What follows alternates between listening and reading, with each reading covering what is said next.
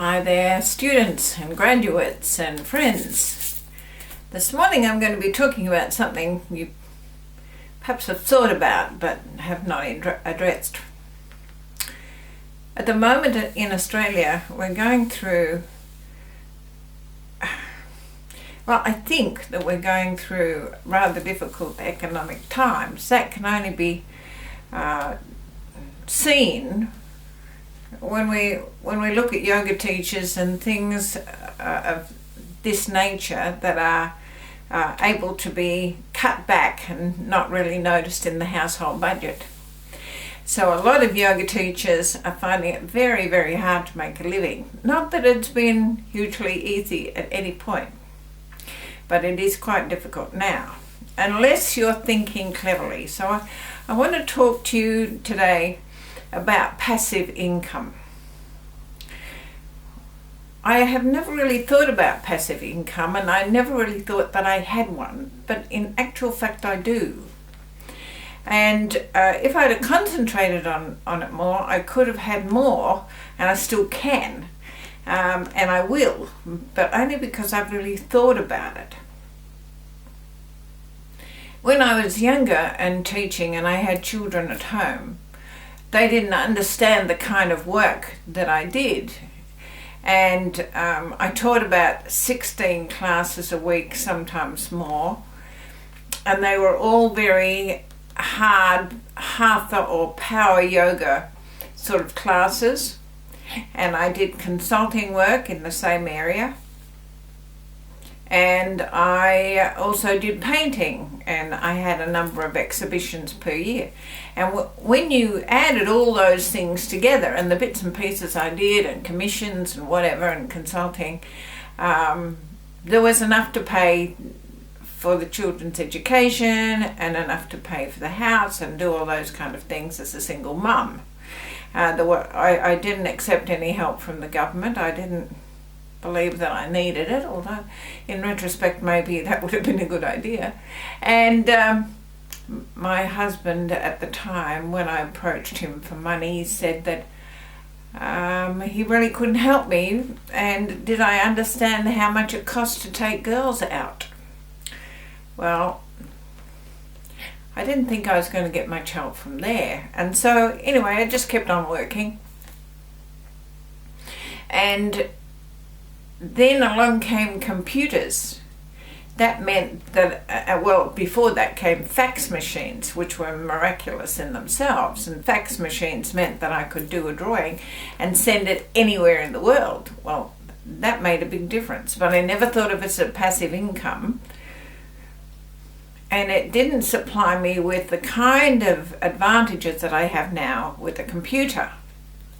As much as I don't like a computer, a lot of my income is based around it now. And if any of you out there are needing an extra income, I want you to think about passive income. Doesn't mean you don't do any work. It means that you do all the work up front, and then you can just move off, do something else. Now, a lot of the things I do, I don't even like to think of them as passive income, but in a way they are. For instance, this YouTube channel, I've never thought of that as passive income, but if you watch the YouTube channel and then you go and buy something because of what I've said out of any of my stores, well, you know, I'm doing something that increases my income, so that is a passive income. And I will be doing advertising on my site, not because I love advertising, but because it's stupid not to when you get paid to do it. And it's really important that we look at the advantages that we've been given and not say, well, I'm too proud for that, or that doesn't, fit well with how I think about things. The advertising will be appropriate to what I do. And every little bit helps, as you will find if you decide to go down the path of passive income. And I think that as yoga teachers, it is perfect because it means that you can do what you really love doing, which is teach yoga. And while you're teaching yoga, somebody around the world is looking at your site, whatever that is, and buying something. So passive income means that you can earn money while you sleep, which is the best way to do it, I think. And it will, a lot of people make a lot of money. I don't make a lot of money, but I make little bits, little drabs here and there, and just keeps everything ticking over. So you can make money by putting up YouTube videos and by putting advertising on the YouTube video sites. That's quite good. Maybe some of you out there are a little bit artistic. Well, then there are a number of sites that you can go onto, and you can load your images onto the site, and they will put it onto t-shirts and mugs and doodahs and aprons or whatever. So somebody only has to like your drawing, and then the computer takes over and says, where would you like, what item would you like to buy with the drawing on? So your drawing can be put onto anything, and you don't have to worry about that anything. You don't have to worry about shipping, you don't have to worry about bookkeeping, you don't have to worry about returns, you don't have to worry about all the nasties, tax. You only have to worry about the tax when you get the money in your bank. And these sites, that's what they do. You kind of specify how much you think your piece is worth, best to err on the smaller than the larger, and they would just put the money in the bank for you. So just say you had 10 drawings and you sold one of those every day. Somebody put it on a mug, or somebody put it on a shirt or something like that. So that would be, just say you decided it would be $1 an image, so that would be $10 a day, so that would be $70 a week that you would have that you wouldn't ordinarily have. If you put more than that on the value of your image, you will have more than that. But you can see that it just is quite important when you think of it in those terms. You can also they will put them on cards for you, on bags, on carry bags, on yoga mats, on everything. Now the sites that you need to go to do that kind of thing, there's 3 that I rather like. There's one called Fine Art America, just Google them. The other one is Redbubble, and the other one is, now it's gone out of my mind, Spreadshirt. There we are. Fine Art America, Redbubble and Spreadshirt. And you can put your images on there, and they will translate that into many gift items. Oh, and Zazzle, there's another one. Zazzle comes out of the Netherlands, I think. They will put all the images for you on anything you like, and you just get paid for it. So you can do them, you can have that one image and you can put it on all 4 sites. Sooner or later someone's going to pick it up, and then their friend will say, oh, that's lovely, where'd you get that? And then something else will happen. And you can go in amongst the thousands, or you can have your own particular site on the site, so a website within the site. So it's up to you.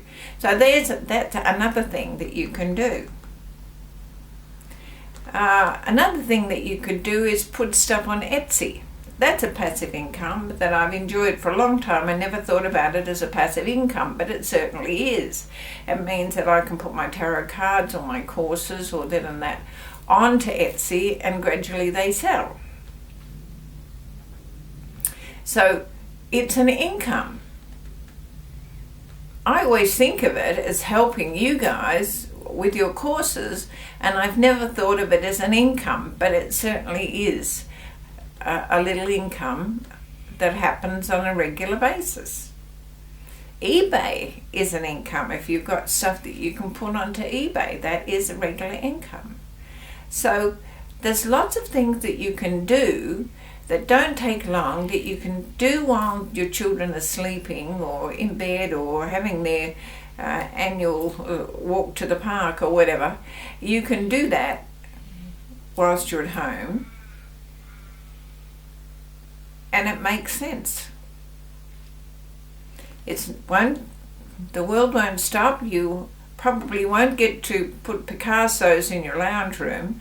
However, it will make a difference. Even if you only got $30 or $40 a week, that is still a difference. That means that you can go to the movies for yourself once a week, or do something special, or go and have a lunchtime snack or something like that. It's money you wouldn't ordinarily have. I don't often talk about money on this site, but it's really important that you look at it, any advantage that you can, and really make the best of it. The yoga business goes up and goes down. That's how it's always been. Sometimes it's up and sometimes it's down, so it's really a good idea that you have something that you can do in the meanwhile and not feel that it's detracting from your yoga, but it's something that allows you to do your yoga. It's an investment in your yoga lifetime.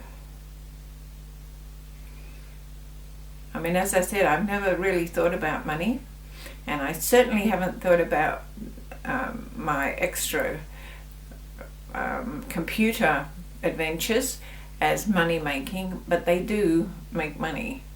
And so I would suggest that you start thinking about it. Write a little booklet. Use one of your skills. Do a drawing. Anything that you can do and put up on one of the many marketing sites, do it.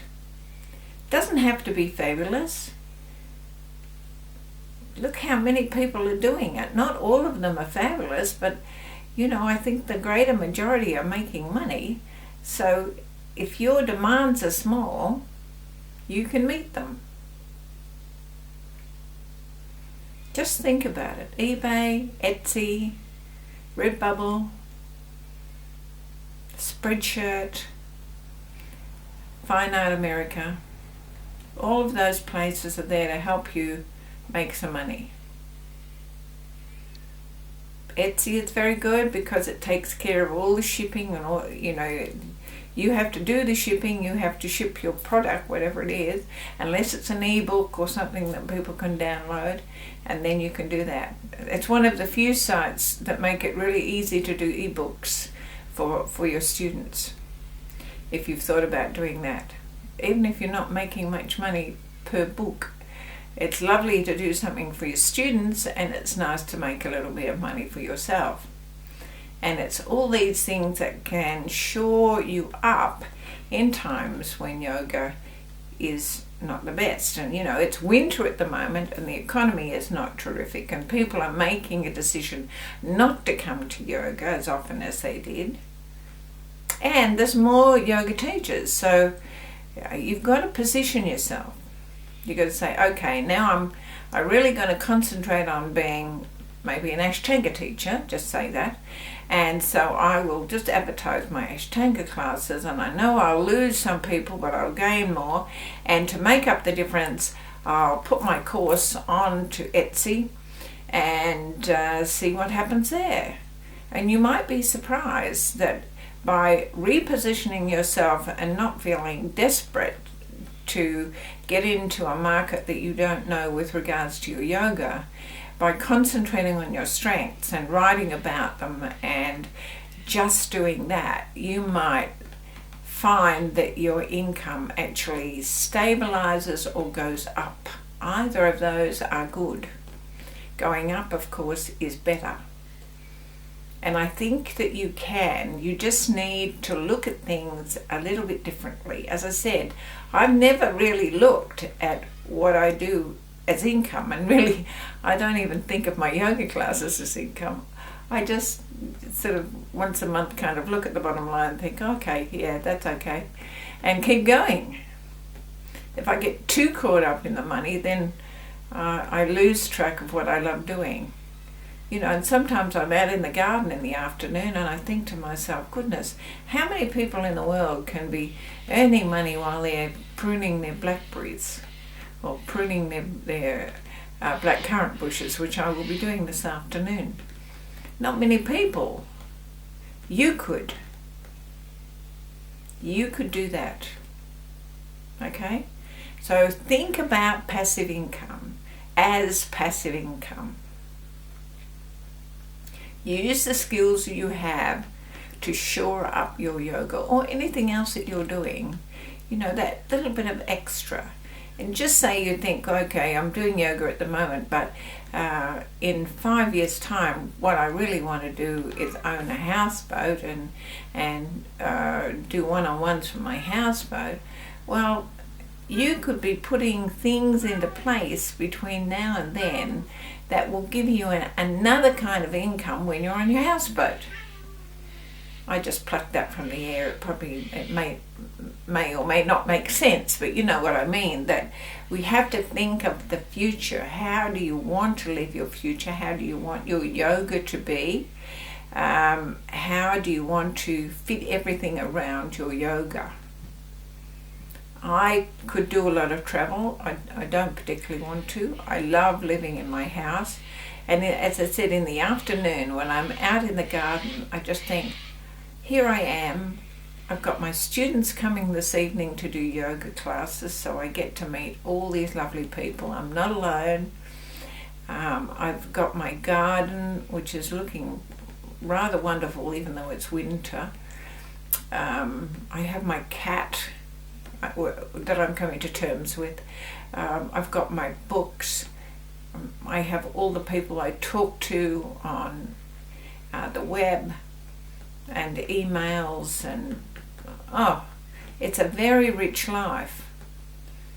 And I just have to stop sometimes and think, goodness me, without really thinking about it, you've done what you've told others to do, what you're telling others to do. You've built a life that is quite different, but it's quite stable. My accountant said, when are you going to retire? Oh, well, I'm not going to retire. I'm going to, one day I will be in meditation and they get to the end of the class and they give me a shove and I'll be dead. But if somebody tells you that I have died, don't believe them. It's vastly overstated. I will have just changed my way of living. I will have just changed my address, that's all. I don't believe in death. I do believe in life, and I'm going to live mine right to the end. So have a wonderful day. Don't forget that I'm going to go up to Shepparton on the 23rd of June, where I'll be giving a talk at the Carrington between 2 and 4. Don't forget to look on Fine Art America, where you'll find our logo. So if you want anything with our logo on it, it's there. You can get mugs with our logo, doonas with our logo, hot water bottle covers, I'm sure, iPad covers, everything with our logo on it. Go have a look. It's fun. Put yours up. Okay? I think that's all. Don't forget to get the newsletter. Go to www.yogabeautiful.com.au, get the newsletter, and then you'll find out all the mischief that I'm up to. And just walk in my shoes. Just do the things that I'm telling you, and you'll have a great life. I'm talking about the things I'm telling you. Don't forget that we are on the hemp trail. We are really encouraging people to take hemp, pure hemp powder, hemp seeds and hemp oil. It won't get you high, but it will give you the best nutritional balance that you've ever had in your whole entire life, which will give you a high. It will make you feel fabulous. People are just talking to me all the time now about how strong their hair is and how great their nails are and how their skin is looking fantastic and how they don't have sugar binges and all these kind of things because their protein and omega-3s are through the roof. So yes, get on the hemp binge. Email me if you don't know what I'm talking about. Have a look. just Google hemp and find out.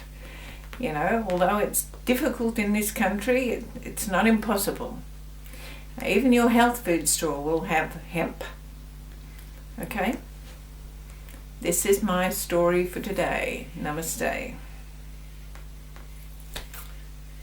Get that passive income.